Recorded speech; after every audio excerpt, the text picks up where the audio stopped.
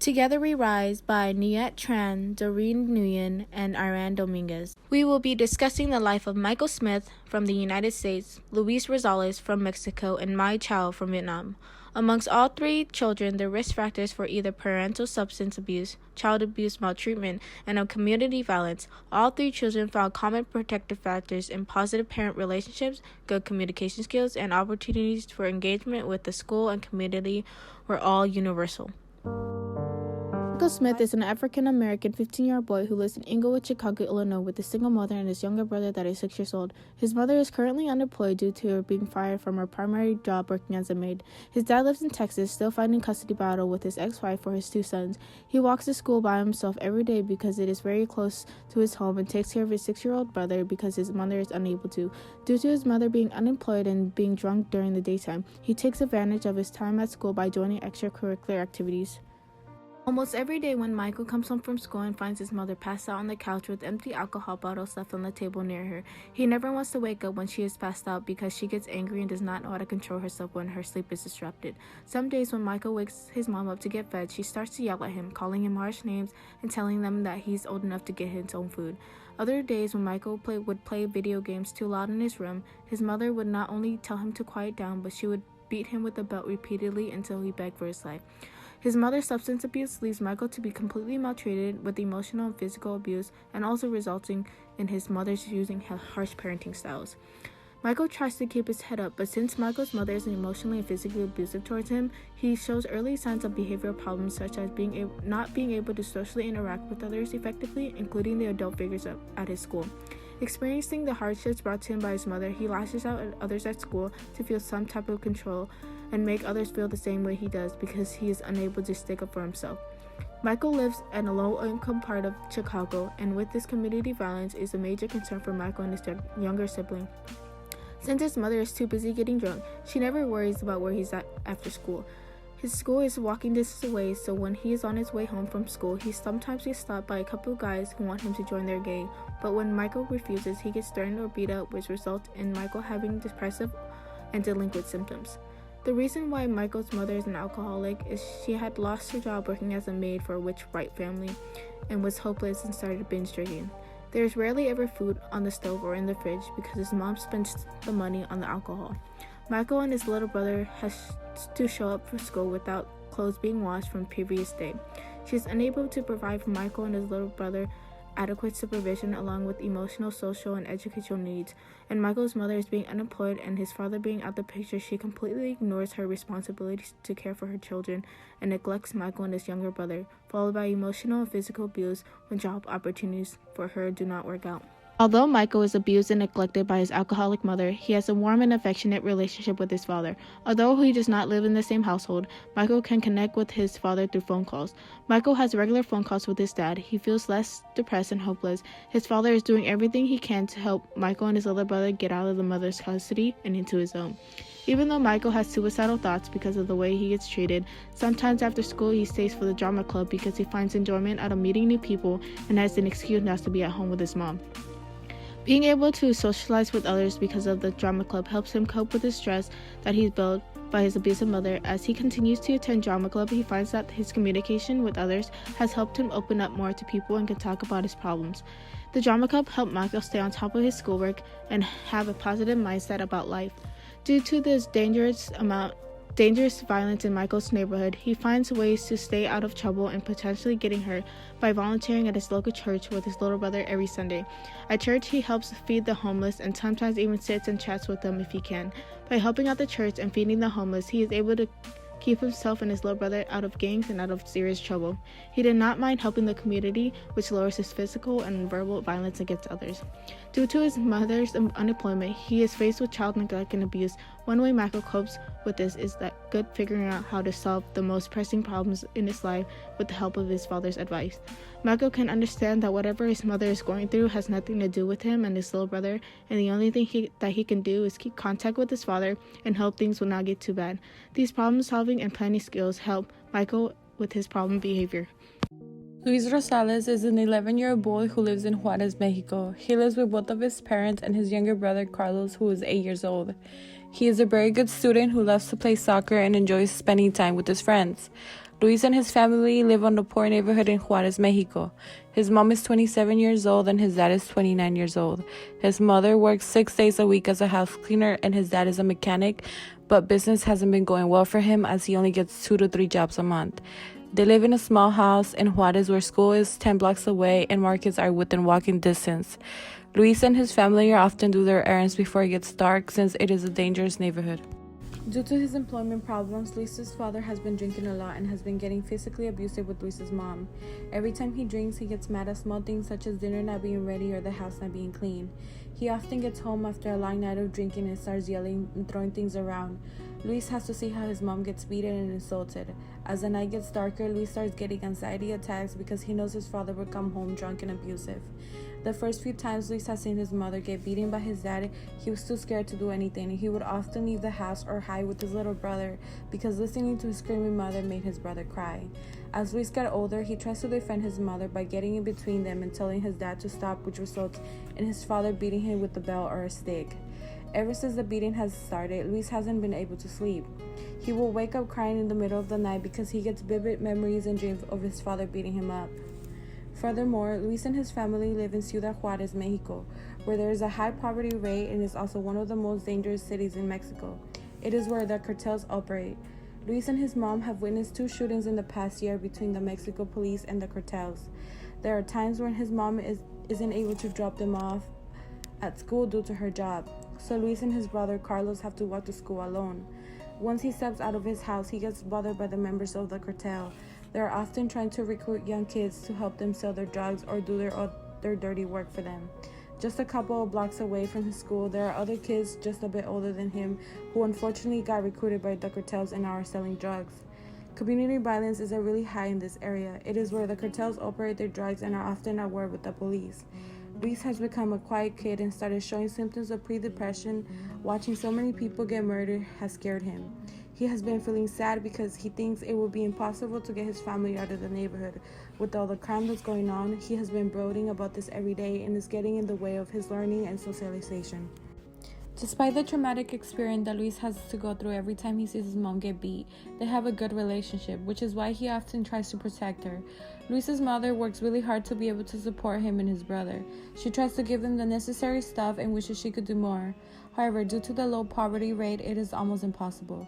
Luis shares with his mom all his goals and passions in life. They have a strong, secure attachment with each other. The relationship that they have has been helping him with his PTSD. Every time Luis has a nightmare, she comes running to him to comfort him and tell him everything will be fine. It helps him feel secure and protective. Luis is an easy child who is sweet and friendly. This means he has good communication skills that have helped him in school. At school, he works really hard despite everything that goes on outside of it. He works really hard to be able to finish school and get a job so he can take care of his mother and brother. Having good social skill has helped him forge secure attachment with some of his teachers. Secure attachment with other people and good social skills are factors for preventing depression. Luis's pre-depression has not made any progress, and this is due to the amount of support he has from school. In addition, Luis keeps himself busy. He attends a program that works in the school. They help children with good grades prepare for high school and college.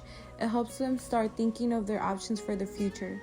In addition, one of his passions is also playing soccer, and he is currently in a team outside of school that works with the community so the kids from the neighborhood can have a safe place where they can practice their hobby. This has helped Luis have friends outside of school who he can relate to and who he shares a hobby with. The person who runs the team often talks to the kids and tells them to stay out of trouble, and that if they have a sort of problem, they can count on him. Being involved in extracurricular activities has helped Luis keep busy, which has been preventing him from getting involved with drugs and delinquency act in his neighborhood.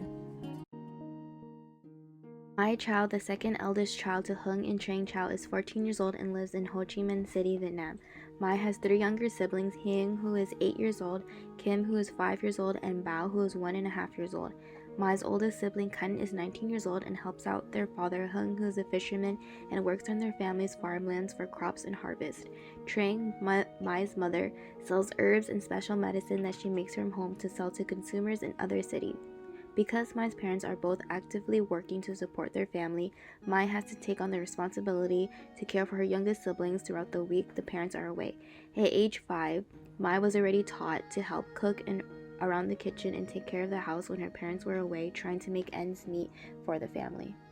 The routine for survival has been the only thing that Mai has ever been taught of. The fear that one day her parents could lose their jobs and their families left out on the streets begging for money for food is something Mai worries about every day. Because both of her parents did not have the opportunity to finish school, Mai is the only one in her family to reach the farthest level in education, which causes more pressure on Mai. Mai has a difficult time balancing going to school while still caring for her younger siblings. Although her parents taught her everything she needed to know when they were away working, they never allowed her to quit her academic life because they were unfortunate enough to not receive any education their day. Mai stresses over the fact that she wishes that she did not have such a big responsibility to fill because her parents are busy working over 2 jobs to make an income to support their family. When Mai turned 7 years old, her younger brother Nam was killed by an unknown virus spreading through the city. At the time, their family did not have enough money to pay for the hospital bill and medication for Nam, so they had to make the heartbreaking decision to pull the plug. This was a major setback for their family. Mai's family was not the same after the death of her brother. The father Hung worked every day for the rest of his life to pay the debt of losing his son, and the regret he had caused him to separate himself from his younger children. Hung associated himself with alcohol to mask away from the burden caused to his family. His oldest son took over the fishing job due to his father slacking off getting drunk almost every day. Mai and her family are not allowed to talk about Nam, which causes her to show slight signs of depressive symptoms for not being able to grieve over her brother's death. Mai's mother and father always fought, and at times things got out of hand and even violent. When Mai came home late on a school night from hanging out with her friends, her father would hit her for not being home to care for her younger siblings. The harsh parenting styles traumatized Mai and made her distant towards her father. She feels as if her home is broken, but she has to put on this normal face for younger siblings to not worry for. Even though Mai has to take on the adult role for her siblings at such a young age, with the help of her teachers and aunt, she is able to still maintain a healthy mental well-being. Mai is an outstanding student in her class, which is highly recognized by her teacher, Miss Lee. Miss Lee noticed that Mai was not attending school for a few days at a time, then one whole week. She reached out to Mai after class and asked her what was going on in her life and if she was okay. Mai felt secure enough around Miss Lee to tell her the situation she was going through at home. Miss Lee then gave Mai a few suggestions to help her through it. Miss Lee suggested that Mai could boost up her grades and volunteer in an after-school teaching program for elementary school kids to help Mai figure out her passion in life and enroll in extracurricular activities. Mai's aunt Lan lives 3 streets down to her house. Her aunt is her mother's younger sister and is luckily there for her when her mother is gone. Mai's aunt got a phone call from her teacher about her absence in class and swung by their house to see what was going on. Mai explained to her aunt that the responsibility of taking care of her 3 younger siblings and also going to school was too difficult to handle alone. Her aunt then burst into tears as she held Mai in her arms. Mai's aunt saw the condition of the house and knew she needed to step in to help. Mai's younger siblings saw the distress in Mai's body language and wanted to help her sister out too. She volunteered to cook and help out with the youngest siblings whenever Mai needed.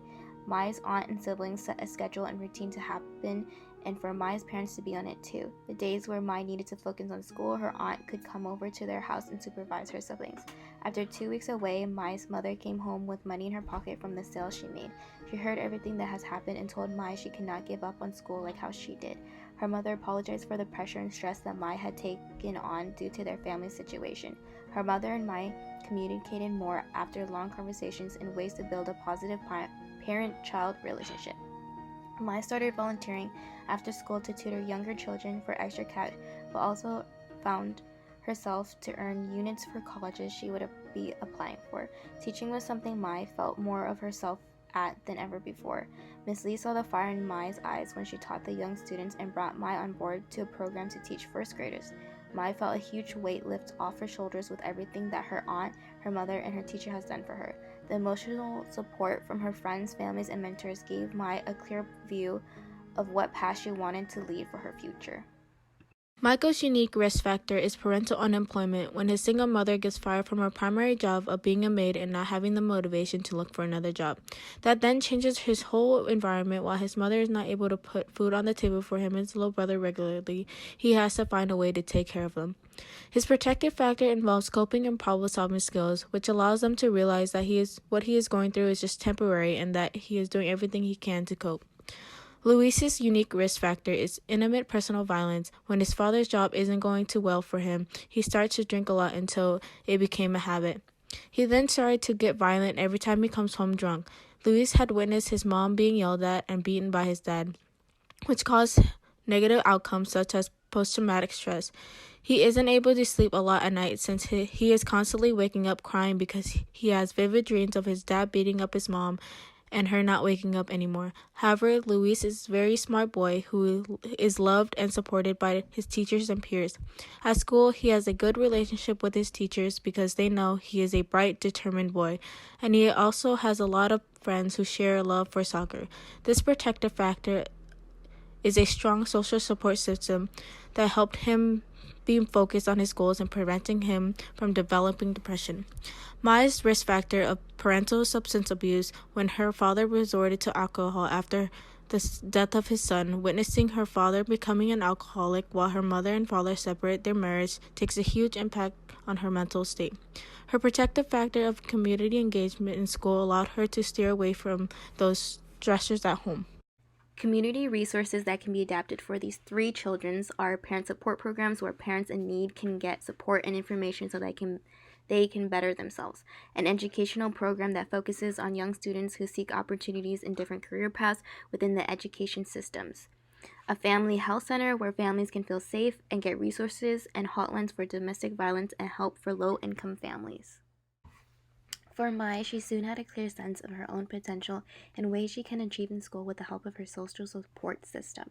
After having the realization that Mai needed to adjust and adapt to her home life with her school life, she finally seeked help from her aunt, teacher, and mother in ways she can balance the two out.